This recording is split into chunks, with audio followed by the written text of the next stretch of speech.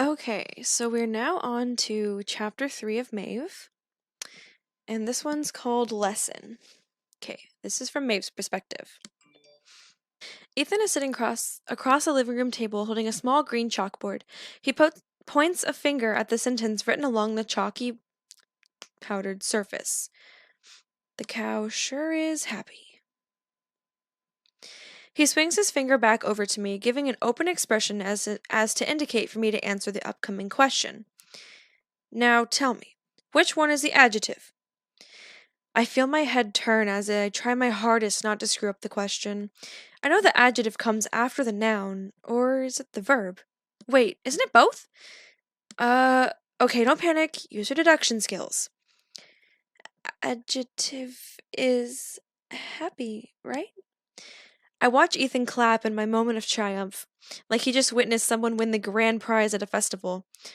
I guess I'm the winner, but I don't really feel like a winner. Well, I got it right, so that's all that matters. Good job! Now, where can a noun take place? Finally, something I know. I led with my answer confidently over to hesitate. No, I know. I lead with my answer confidently, only to hesitate midway through. After the adjective, and. Oh crap, what's the English word for before again? How did I forget this? Whatever. I'll just answer it in French. Before. Ethan shakes his head at me with a sigh of disapproval. No answers in French. English, Maeve, English. I sagged my shoulders, realizing I had forgotten the rule. I was trying my best, but it's hard. Even after several months of practice, it's still incredibly difficult. I wouldn't have expected learning English to be so frustrating. Everything is backwards and needlessly complicated, like how to, and two are all pronounced the same yet mean different things. It's driving me insane. Well, nothing comes easy. You've come really far in the past few months, which is really impressive. But you still need to work on your pronunciations. I think that's enough for today. You want a drink? I had Vincent get you your favorite at the market today. I feel my eyes widen from the thought. Ever since Vincent started picking up that drink, I've been hooked. It's sweet yet smooth and refreshing. I can't remember what it's called, but I know it's fairly expensive. Regardless, I immediately burst out in excitement. Yes, please! Ethan stands up and laughs at me, gesturing his hands towards my now unbraced leg. All right, so how's your leg feeling? Are you doing better without the crutches? I nod my head. Yes, I'm doing a lot better. That's great to hear. Great? More like a pain in my ass. Walking on my leg again has only been a heap of me falling flat on my face several times in the hour. I never would have expected that I would lose my ability to walk in a straight line. It's starting to come back to me, but the sensation of the brace holding my leg in place still lingers on. It's discomforting. At least I don't have to practice while carrying a crutch around anymore. That bit was demoralizing. Nevertheless, now that I'm fully recovered, I can leave whenever I want. But this is a pretty good opportunity for me to learn English. There's no reason for me to pass it up. I might as well stick around until I have the more advanced stuff down. I hear Ethan behind me in the kitchen, washing out a glass while I remain on the living room couch. I never really thought about it until now, but the design of this house is weird. The kitchen and living space are in the same room, including the dining table.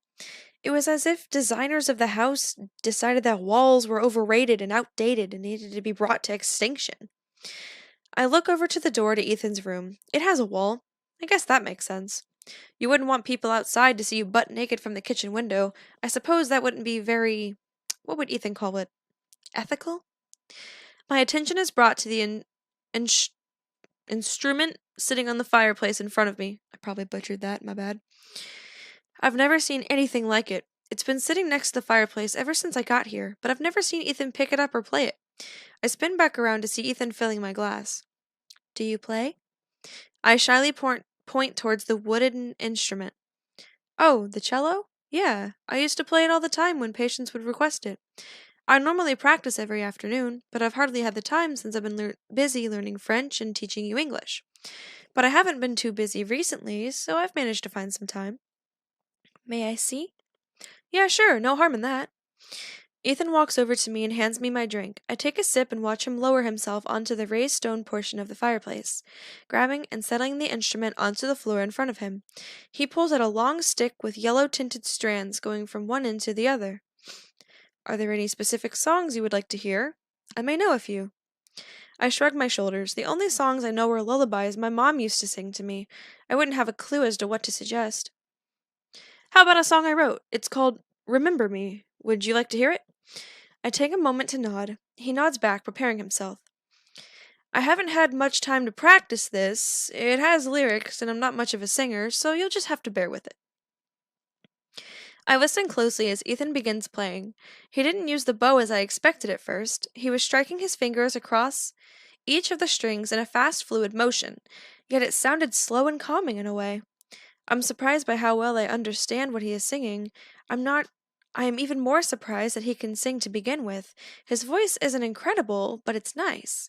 It is very gentle and inviting, just like the cello. And the song. Remember me for what I'll be, and find the world that I wished it to be. Remember me, and you will see that I was not the one that I seemed to believe. Remember me, remember me. I was not a hero, but a believer in my dreams. Remember me, remember me. My only wish is for you to be in harmony. I don't want the world to surround you, to swallow you and bury you alive. As he continued, I couldn't help but notice how peaceful he looked. He reminded me a lot of my mother, serious but with a gentle undertone. It honestly put a smile on my face.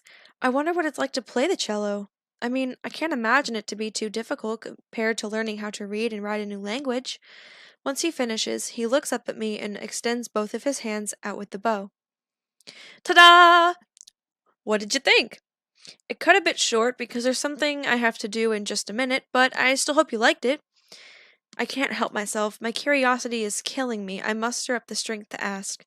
May I try? Ethan flinches for a moment, obviously not expecting that response. What, you want to try? Alright, just be careful, don't drop it, it's expensive. I set my empty glass down onto the table and walked over to the instrument. Ethan settles the cello in front of me and takes a hold of my hands. Here, like this. He takes my left and positions it on the slim neck of the instrument while taking my right, showing me how to hold the bow. The way the hilt is cupped into my hand reminds me of how I normally hold a knife. I watch him, step back and turn to look at me. He immediately begins to laugh. Is it something I did? I'm doing exactly what he showed me. What's so funny? It may be a tad big for you. Now I understand. My left hand can hardly wrap around the strings, and both of my arms feel heavy and stretched to their limit. I can't imagine how ridiculous I look right now. I would say I'm a little disappointed. Maybe I could try finding something else? I'll have to ask him if he can teach me, though. You want to learn how to play an instrument? I stare at him blankly. Did he just read my mind? You just gonna stare, or... Yes, I'd like to learn a little. Alright! Well, the cello wouldn't be right for you. It's a little too big. I have that piano upstairs. I can teach you a little bit of that.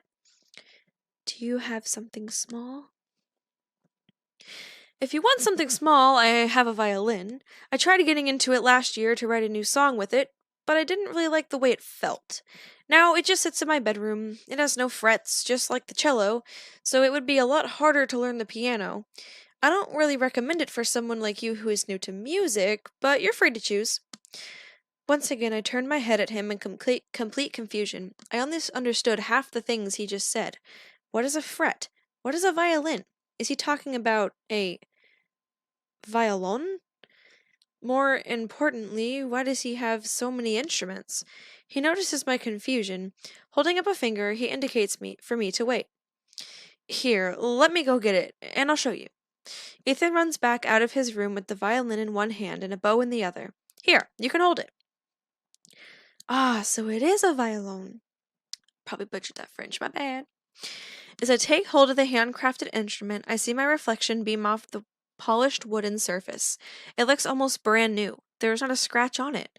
Knowing how much this was likely put into this, a good estimate of how much the object probably costs, I feel as if I'm holding someone's child. I look back up at Ethan, not knowing exactly what I should be doing or where I should start. How do I play it? Okay, I guess we're starting with the violin then. Well, first you have to understand where each key is. What is a key? It's a note, like middle C or D, E, B, and so on. Isn't that the alphabet? Well, yes, but musicians use the first 7 letters to communicate how to play different pieces of music.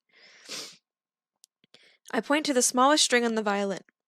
So the first note is A? No, that's the open E string. The first letter of the alphabet is E? No, that's just the key of the first string. Forget about the alphabet for a minute. But it took me so long to remember it. Ethan chokes on himself and attempts to backtrack. No, I'm not asking you to actually forget the alphabet. Here, just pay attention. Hold out the violin. Ethan kneels down in front of me and points to the largest string. Each string has an open note. It's where you play the string without pressing on it. The further you travel up the neck and press on one of the 4 strings, the higher the key note you play of the given open string. From lowest to highest is G, D, A, and E. So there are 4 keys on the violin. Yes. What happened to the other 3? Do musicians not like the middle C? Ah, no. All the keys are present on every instrument. They aren't open notes, but you can play them by pressing on the strings, as I said earlier. This is hard, just like English. Well, music is its own language. Music is a language too? How do you speak music? Is it like sign language, but you use the open strings instead of hands? Ethan pauses for a moment to look at me and begins to bellow out laughing, shortly after going into a coughing fit. He rubs his eyes for a moment and smiles down at me. Maeve, you are a treasure. No, you don't speak it, and you certainly don't communicate with strings. You read it. I'm lost. Don't worry about it. I'll go over it with you another day. Let's just get you to play a note. Hold the string here. I watch him take my hand and place my ring finger on the largest string. I'm not really sure what to do, but I let my muscles relax and allow him to take the wheel. He positions the violin under my neck and pushes it down in a posture similar to someone squeezing the side of their neck from a sudden tickle. Now, hold that string down and grip the bow like this. I let my arm go limp as he positions my finger onto the string where I had it centered on. Now, lightly set the bow on the string and play. I hesitantly pull the hair of the bow across the string. I am nervous, and from the sound, I don't think I did it right. Slightly sharp, but that's going to be common for you since it's your first time playing a non-fretted instrument, or any instrument for that matter. What is a fret? It's a little metal bar that lays horizontal across the neck of a stringed instrument that helps players set their fingers on corresponding keys. And there's another thing that I have no idea what he is referring to. A metal bar? Do the necks of other instruments break or easily break? Don't worry about it. I'll explain it later. I lower the instrument onto the table in front of me, visibly showing my disappointment in turn. Why can't you explain it now? Well, aren't you brimming with curiosity? I'm opening the clinic today, so I won't have the time. I had a lot of people sign up for appointments yesterday, so try not to cause any trouble, alright? Wait, other people? I wasn't expecting this. What am I supposed to do? I'm not comfortable with my English just yet. It's a lot easier to understand what someone is saying than speaking it. Do I have to talk to them? I don't... What are you getting all nervous for? Nobody will be going upstairs. You'll be all by yourself, so you'll be fine. I can't keep the place closed forever. I have to make money to keep you fed. Now quit looking like your whole world has collapsed and go upstairs. Ethan walks over to the large bookshelf that sits next to the front door. Out of the hundreds of books that line each row, he plucks one out with a moment of hesitation. I guess you don't have to go searching when you have photographic memory. Wish I had that. If you're interested in playing the violin, you can read about it. He hands me the beige-colored book. The title reads, Introduction into the Arts of Violin. Practice the violin while learning how to read. You'll kill 2 birds with 1 stone. Now, you head upstairs. I only have about 5 minutes until my first appointment. You've dragged me on long enough. I guess that's it then. Not having any further questions, I began walking up the stairs, stopping halfway to look back at him in a moment of concern. You're fine, go on. I head up the rest of the stairs. When I reach my room, I close the door behind me and toss the book on the edge of my bed. I take a seat onto the sheets next to the book, grabbing and pulling it open, only to have sheets of paper fly out from under me. I look down at all the scattered pieces of paper that now lay across my bedroom floor, not exactly sure what they are, only knowing they came from the book. I rest the book next to me and begin picking up the scraps of paper. They aren't anything I've ever seen. Each one has several lines written in pairs, equally spaced, reversing down the entire page. Little dots with vertical lines like candy canes seem engraved on in between the lines. What is this? I flip through all the pages and find a word that I recognize. Written at the top of the paper is the word title, along with I know it's so cold under each of the hanging symbols. I'm not exactly sure what it's supposed to be, but I'll try to figure that out later. Going back to the book, I pull it open once more and begin flipping through the first couple of pages. I stop on a page that is a model drawing of a violin. Little lines point to different parts of the instrument, giving the name and description of each given piece. I realize my opportunity to compare the violin to the sheet, but I quickly realize I forgot something. The violin. I left it on the table downstairs. I bite my lip. He didn't say I couldn't come back downstairs. I'll just have to be very quiet. Alright, now this part is from Ethan's perspective. I didn't expect Vincent to come over for the appointment. There was some miscommunication, but it's convenient. MAEVE kept me on a leash longer than I planned. It's not her fault. She just has a lot of questions.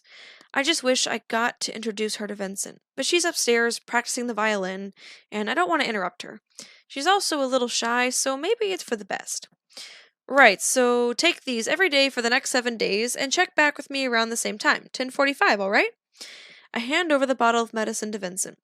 Sounds perfect. Hey, I bought some wine as a birthday present for you last month. It's a little late, but do you have some time to try it? I shake my head. You know I don't drink. Vincent claps his hands together and opens his arms like he's some big teddy bear. He's trying to seem cuddly, I suppose. Oh, come on, you're 25 now. At least let me have a drink with you before I move out.